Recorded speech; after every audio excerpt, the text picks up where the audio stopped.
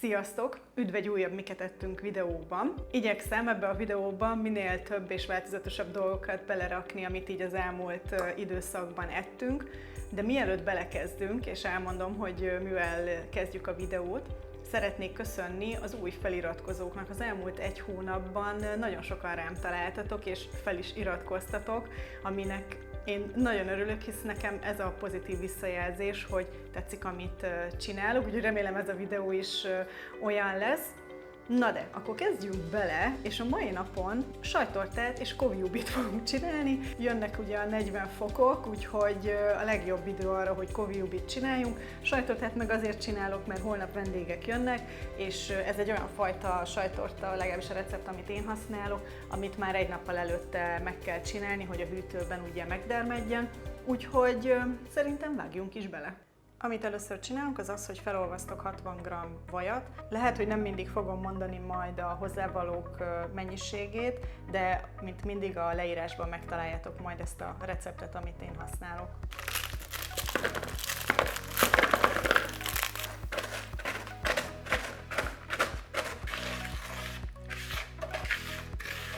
Szuper, és hogyha feltörtük, akkor ugye megy bele a vaj.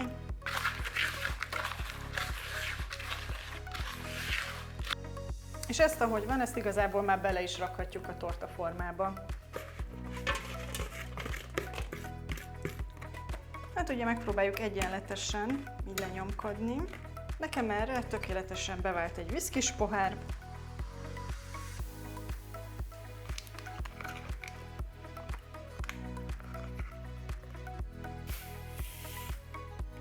Már 1000 éve ezt a sajttorta receptet használom. Nagy ritkán van, hogy kipróbálok esetleg egy újat, de nekem ez úgy bevált, és úgy döntöttem, hogy hát akkor maradok ennél. Persze nagyon szívesen eszek másfajtát is, ha valaki csinál, de nekem ez vált be, és akkor ezt magabiztosan csinálom már vendégeknek.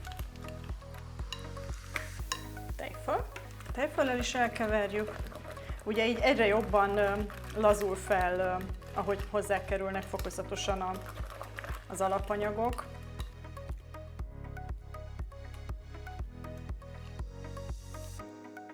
Belement a habtejszín.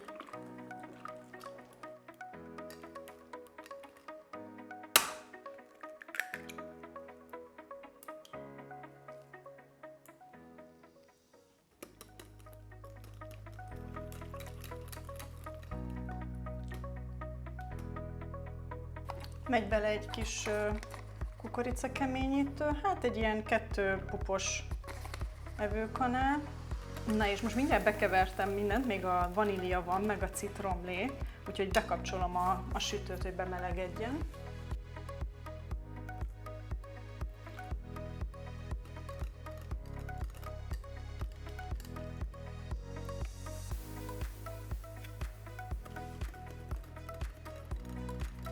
Kivajaztam ennek a kis tortaformának az oldalát, és kibéleltem sütőpapírral, így majd szépen ugye elválik ettől a résztől, tehát nem fog letörni belőle darabka.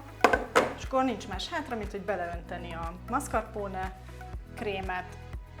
És szerintem a sütő is már felmelegedett, szuper, úgyhogy öntsük is.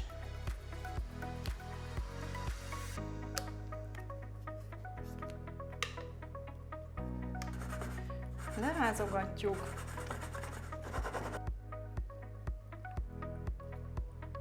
És amitől még különleges ennek a sütéssel, de ezt mondjuk pár másik sajttortánál is láttam, hogy vízgőz lesz alatta, tehát egy ilyen tepsibe öntök forró vizet, és az vele együtt lesz a sütőben, így ugye a gőz az, ami segít neki megkelni.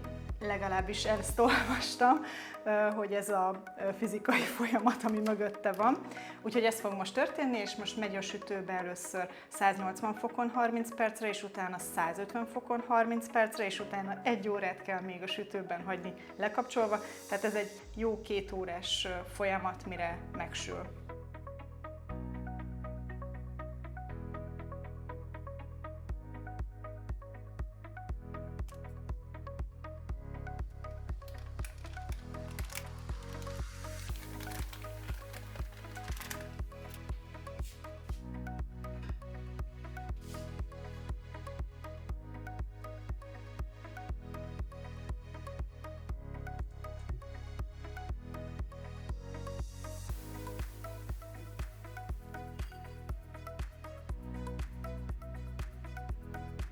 El is készült a sajttorta, ugye egész éjszaka a hűtőben volt, és most vágtam fel, és gyönyörűen néz ki, tehát én ennek így nagyon örülök. Na de nézzük, hogy milyen lett. Ez nagyon jó. Mindig beválik ez a recept. Nem tudom, hogy amúgy ti szeretitek a sajttortát, mert ez is egy kicsit ilyen megosztó sütemény szokott lenni. Mi nagyon szeretjük, úgyhogy valószínűleg el is fog fogyni a mai napon, mivel vendégek jönnek. Folytassuk a következő étellel. Folytassuk kovi ubival. Általában ennyit szoktam venni, így szemre szoktam mérni. Most, mint kiderült, ez hát majdnem 2 kiló kovi ubi, vagy hát uborka. És én kovászos uborkának hívom, de kovászos kenyeret nem szoktam rakni a tetejére. Ettől függetlenül számomra ez kovászos uborka. Ami ugye kerül bele, az hagyma, kapor, uborka és só. 2 ilyen méretű üveget használok. Szerintem most ez egy akkora mennyiség, hogy biztos, hogy meg fog telni, még szerintem maradni is fog uborka, de az nem baj, mert nyersen is meg lehet enni. És hát egy kicsit ilyen pepecselős, mert ugye egy kicsit meg kell pucolni, meg kell mosni, fel kell vagdosni és ugye összeállítani, de mi nagyon szeretjük, úgyhogy ilyenkor mindig 2 üveggel csinálok egyszerre, hogy azért egy pár hétig elég legyen. Álljunk is neki! Ugye többször is át szoktam mosni, mert egyrészt érezni is, hogy ugye földes, illetve ugye vannak ezek a szúrósabb kis részei, hogy az mindenképpen lekerüljön róla. Mérettől függően szoktam azt csinálni, hogy így vagy csak egyszer vágom így félbe, vagy kétszer, de most azt nézem, hogy nagyon jól sikerült most vennem ezt a Lidlben, nagyon szép kovi ubik voltak, és szinte hasonló méretűek, úgyhogy szerintem csak egyszer fogom félbevágni. Ugye ezzel is elérem azt, hogy egyszerre érjen meg mindegyik, és nincsen köztük túl kicsi vagy túl nagy.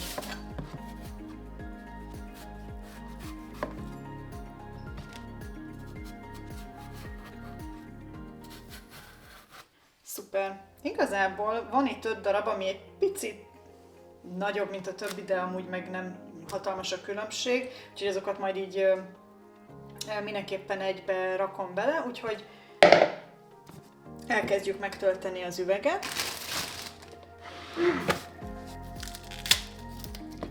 Hát én az a fajta vagyok, aki nem sajnálja a fokhagymát belőle. Minél több, annál jobb. Na, én azzal szoktam kezdeni, hogy az aljára rakok már sót. Ledobálok pár fokhagymát. Kicsit elosztani. Nagyokkal kezdem. Jó szorosra kell pakolni.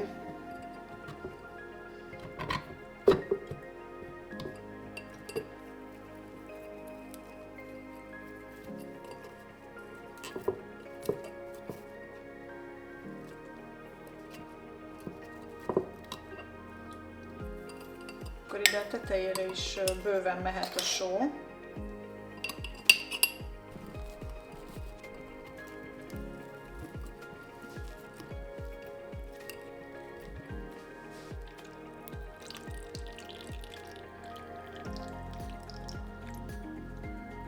Mehet napozni.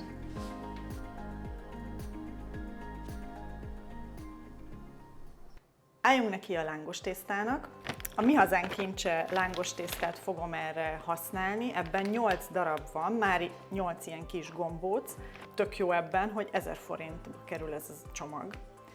Majd belegondolok, hogy a városban, vagy a strandon, Balcsin vennél egy sajtos tejfölös lángost, az hát szerintem 3000 forint körül van már, úgyhogy ez árérték arányban nagyon jó, még akkor is, hogyha hozzászámolom, hogy az olaj, a sajt vagy a tejföl mennyibe kerül, mindenképpen ez egy nagyon jó kis ajánlat, úgyhogy már egy ideje szemeztem ezzel, és most eljött az ideje, hogy ki is próbáljam. Már kivettem egy 2 órával ezelőtt, ugye, hogy kiolvadjon a tészta, a használati utasítás szerint. Beolajoztam, már megcsináltam a fokhagymás keveréket, amit ugye az aljára kell rakni, mert lángos fokhagyma nélkül nincsen. Úgyhogy mi így fogjuk elkészíteni, úgyhogy lássuk, hogy milyen is lesz. Na, az olaj mindjárt eléri a megfelelő hőfokot, akkor addig így elkezdem egy kicsit megdolgozni a tésztát. Fogalmam sincs, hogy ez kb. Mekkorára fog kinőni, de egy kicsit nyújtunk rajta, ugye, hogy ne legyen túl vastag, túl vékony. Ez is igazából a teszt része, hogy mekkora lángosokat kapunk, ugye. És szerintem akkor legyen ez a teszt sütés.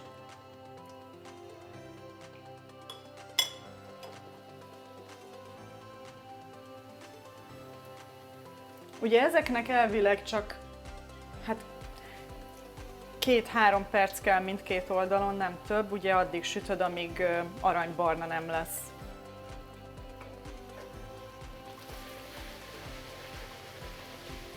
Na, hát szerintem elsőnek ez nem is olyan rossz.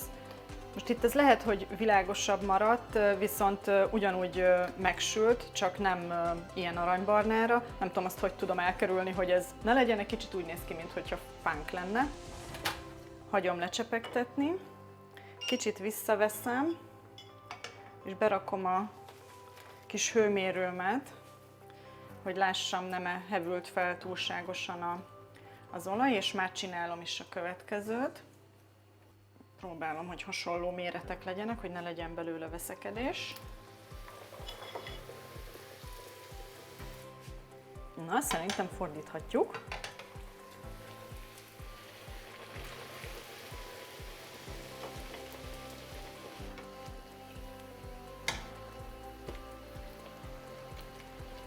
Na hát ennek is a közepe ilyen kicsit fehéresebb marad, de tehát érzem, hogy át van sülve, tehát nem lesz vele gond.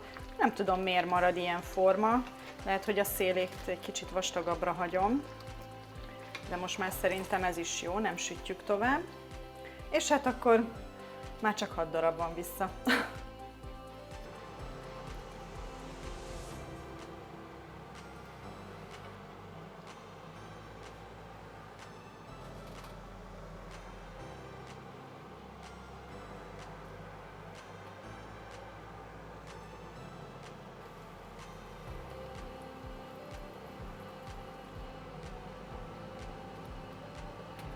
El is készültek. Nem mondom, csináltam már szebb lángost, de azt gondolom, hogy így is jók lesznek. Valamiért lett ez a perem.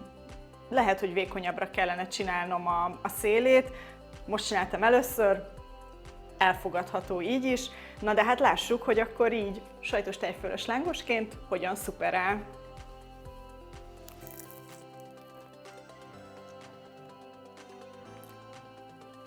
Szerintem nem rossz.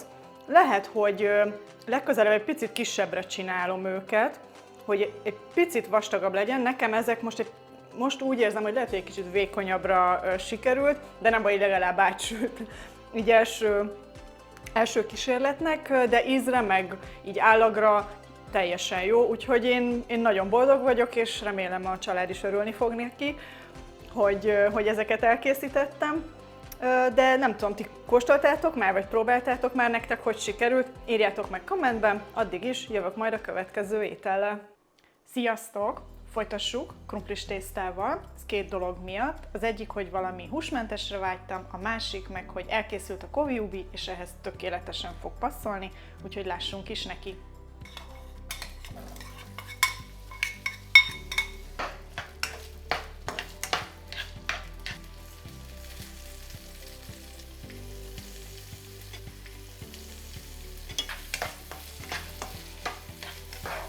Na és miután megpuhult egy kicsit a hagyma, akkor én rakok rá egy jó pupos teáskanál piros paprikát, gyorsan elkeverem, és akkor még mielőtt leégnénk, megy bele a krumpli.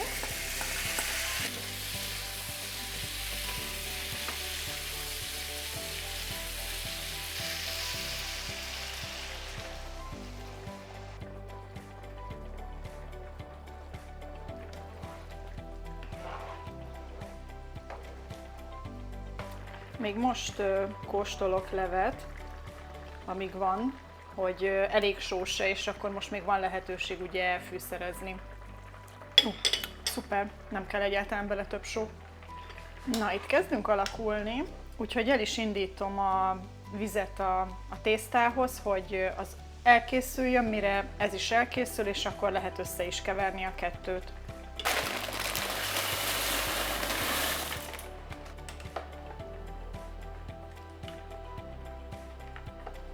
Elkészült a tészta, úgyhogy ezt most egy kicsit így összenyomkodom, de tényleg csak így random, egy-két helyen így lenyomom.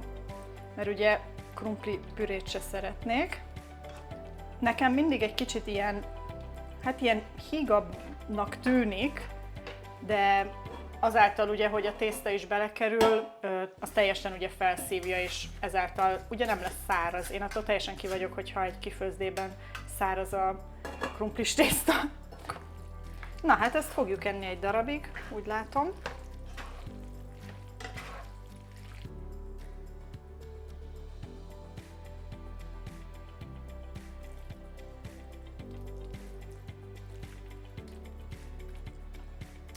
Biztos vagyok benne, hogy a krumplis tészta az egy kicsit ilyen megosztó étel az emberek között, hisz ugye szénhidrátot eszel, szénhidráttal. Én ezt nagyon sokszor ettem gyerekkoromban, és a mai napig, hogyha megyünk kifőzdébe, akkor sokszor van, hogy ezt választom, mert szerintem egy nagyon jó kis komfort kaja, még akkor is, hogyha hús ugye nincsen benne. Na de nézzük, hogy végül hogy is sikerült. Eljött az igazság ideje. De jó, amúgy 1000 éve nem csináltam, legalábbis idén biztos, hogy nem, tavaly meg lehet, hogy csak kifőzdében ettem. Egy picit talán több borsot rakhattam volna bele, tehát merészebb lehettem volna azzal a résszel, de amúgy meg elég sós, átjön a hagyma, a paprika íze, nagyon jó. És hát ahogy mondtam a videó elején, ez nagyon jól párosul kovi ubival, úgyhogy kóstoljuk meg, hogy a kovi ubi is hogyan sikerült.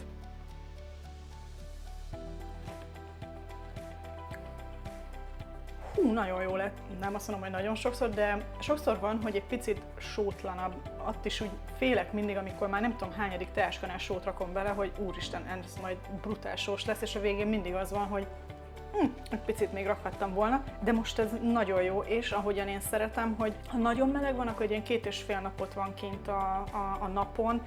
Nem szeretem azt, hogyha egy kicsit már olyan puhább lesz az uborka, és ez ilyen nagyon jó kis roppanos, nagyon jó íze van. Én boldog vagyok, de hát nincs még itt vége ennek a videónak. Nézzük, hogy mit főztem legközelebb. Folytassuk túrógombóccal. Én nem tudom, ti hogy vagytok vele, de én ezt simán eszem vacsorára is. Ki mondta azt, hogy ezt csak desszertként lehet fogyasztani.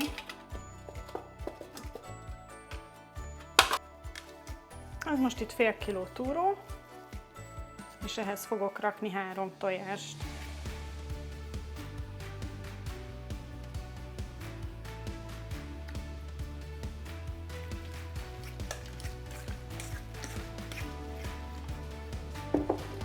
Majdnem elfelejtettem, de rakunk bele egy kis csipet sót.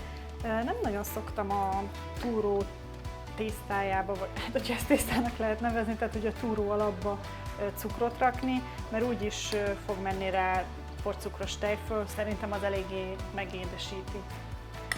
Jó, és hogyha már teljesen ugye a tojás elkeveredett, akkor belerakok 150 g grízt.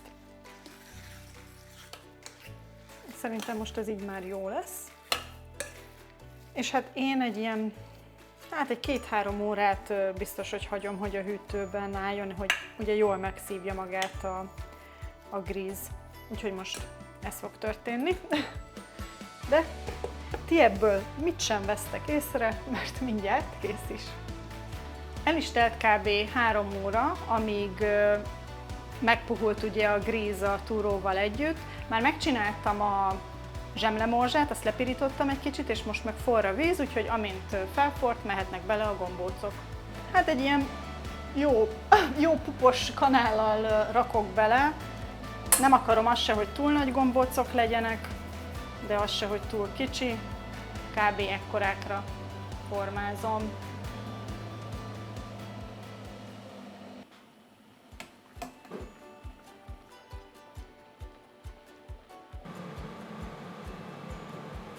Fel is jöttek szépen a tetejére, ez ugye egy ilyen 6-8 perc általában, attól függ, hogy ugye mekkora kis gombócokat csináltatok, de miután feljött a tetejére, én egy ilyen 1-2 percig szoktam még hagyni, hogy följön a vízben, és most kiveszem, átrakom a zsemlemorzsába, de mielőtt úgy igazán megforgatom, rögtön formázok másik gombócokat.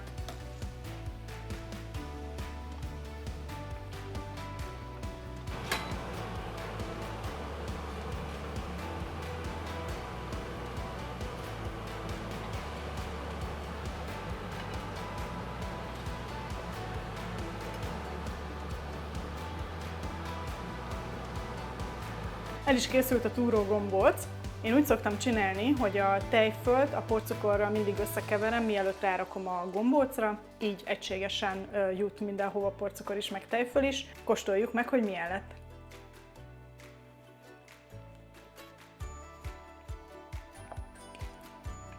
Nagyon jó.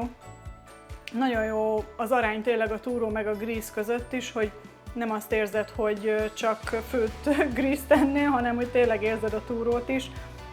Meg hogy ez, hogy én nem rakok cukrot a gombócba, ahogy ugye mondtam, mert ugye ez a szósz a tetején, ha ezt a tejfölös porcukrot lehet szósznak hívni, az ugye pont ad elég édességet neki, úgyhogy nekem ez így tök jó balansz. Úgyhogy ha már régen csináltatok túrógombócot, akkor itt az ideje, hogy neki lássatok. Addig is jövök nem sokára a következő étellel. Ma lusta asszony ebédje lesz. Tésztát fogok kifőzni, és hozzá kész szószt fogok használni. Mindkét terméket amúgy a muncsos csomagban kaptam, úgyhogy miért is ne használnám fel őket akkor egyszerre. Nekem ilyenek mindig vannak itthon, most leginkább ugye a kész szószról beszélek. Ez életmentő, amikor tényleg semmi időd nincsen, van 10 percet, hogy kifőzzél egy tésztát, és ezt felmelegítsd. Ennél egyszerűbb nincs is, lássunk is neki. Csak a fél zacskó tésztát fogom felhasználni, mert ugye ez 500 g, és két főre 250 g bőven elég, úgyhogy most ezt kiporciózom.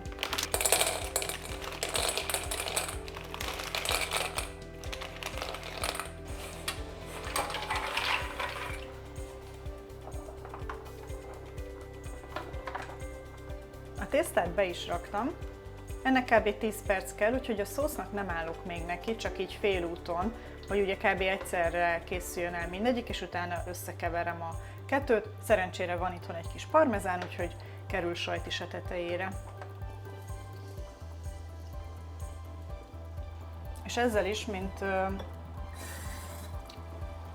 máskor ilyen paradicsomos szószok, vagy hát bármilyenféle szósz, én az üveget mindig kiöblítem egy kevés vízzel, az úgyis elpárolog, és így legalább semmi nem veszik kárba. Hú, nagyon jó illata van, amúgy nagyon durván kiérezni a chorizo kolbásznak az illatát, úgyhogy illatra már biztos, hogy jó. Na, a tészta el is készült, úgyhogy most átpakoljuk.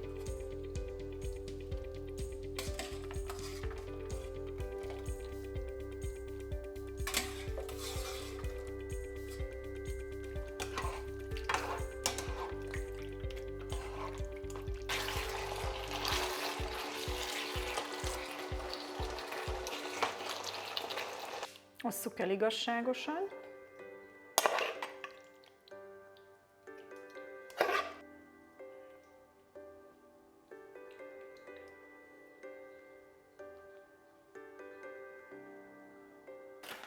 És akkor, amivel biztos, hogy nem rontjuk el, az egy kis parmezán sajt. Na, akkor kóstoljuk meg, hogy jó is lett-e.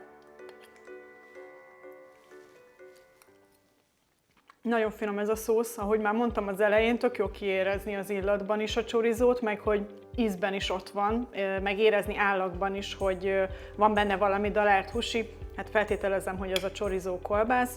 Úgyhogy nagyon örülök, hogy benne volt a kis muncsos csomagomban, mert nagyon finom, és lehet, hogy ha az Auchanban járok, akkor ismét vennék még egyszer. Csináltam egy kis snacket vacsira, rizset főztem ki, 2 ilyen kupakkal, ahogy szoktam, és onigirit fogok csinálni, ezek ilyen kis rizslabdák. Ehhez bekevertem már tonhalat, amit majonéz, só, bors, és hát én egy kis sriracsát is raktam bele, hogy legyen egy kis erőssége.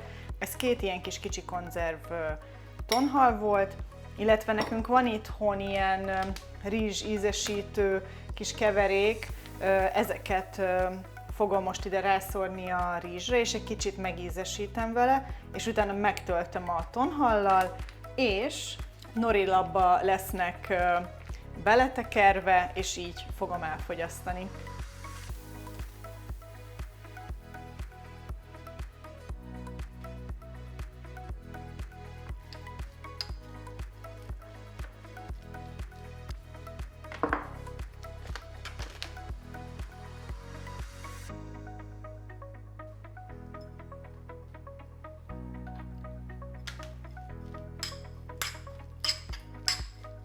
Na, és akkor a következő, amit csinálunk, az egy kicsit bevizesítjük a kezünket, meg van nekem egy ilyen kis cuki formám.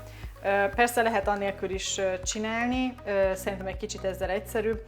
Én láttam már, hogy ázsiai boltban lehet ilyet venni, ugye ezt így összehajtod, kicsit megrázod benne, és akkor szépen ki tudod venni az egyenletes háromszöget. Úgyhogy most ezt fogjuk csinálni, hogy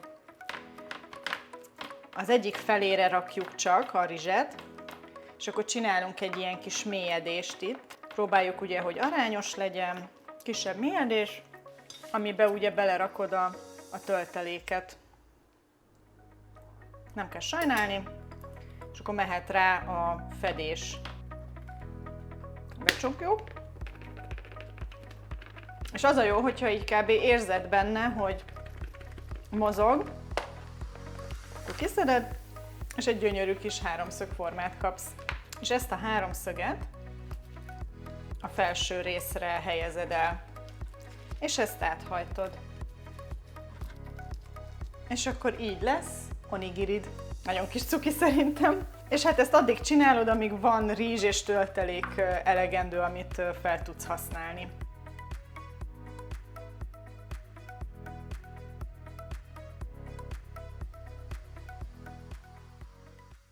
Elérkeztünk az utolsó ételhez a videóban. Ez egy kicsit ilyen ázsiai beütésű rántott húsi lesz, csinálni fogunk hozzá curry szószt és rizset. Ez amúgy egy tipikus főétel a japánoknál, úgyhogy emiatt is szeretjük mi is csinálni, és amit ugye már mondtam az egyik videómban, hogy ugye lehet venni ezt a curry pasztát, amivel nagyon egyszerűen ugyanazt az ízt el tudjátok igazából érni. A húsiba, mint pálc, az csak annyi fog kerülni, hogy egy darab kis gyömbért megpucoltam, ezt fogom belereszelni, fog kerülni bele szójaszósz, egy pár tasakkal, csak hogy éppen egy kicsi ilyen marinádot kapjon, és egy pici só-bors, mivel a szójaszósz ugye már sós, azért vigyázni kell a sómennyiséggel, és ezt csak pankómorzsában kipanírozom.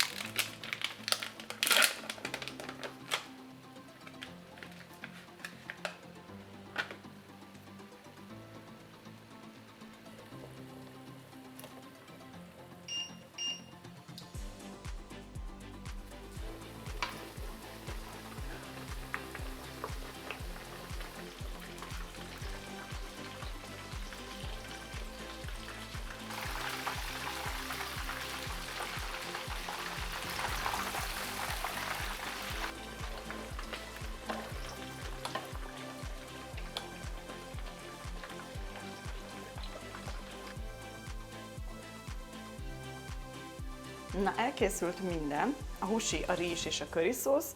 Ahogy mi ezt tenni szoktuk, az lehet, hogy lehet, hogy egyeseknek érdekes, de mi ezt így feldaraboljuk ilyen kis csikokra, és ezt így rárakom a rizsre, és erre jön majd rá a szósz, és ezt mi kanállal fogjuk enni, hisz ugye a szósz meg a rizs érintkezésével nehezebb lenne villával is enni.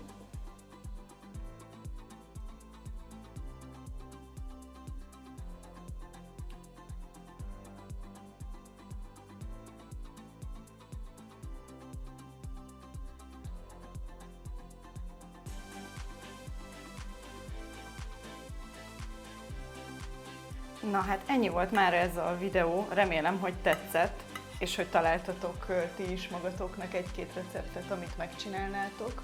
Ha tetszett a videó, akkor megköszönöm, hogyha lájkolod, illetve hogyha nem tetted még meg, akkor iratkozz fel a csatornára. Addig is találkozunk a következőben. Sziasztok!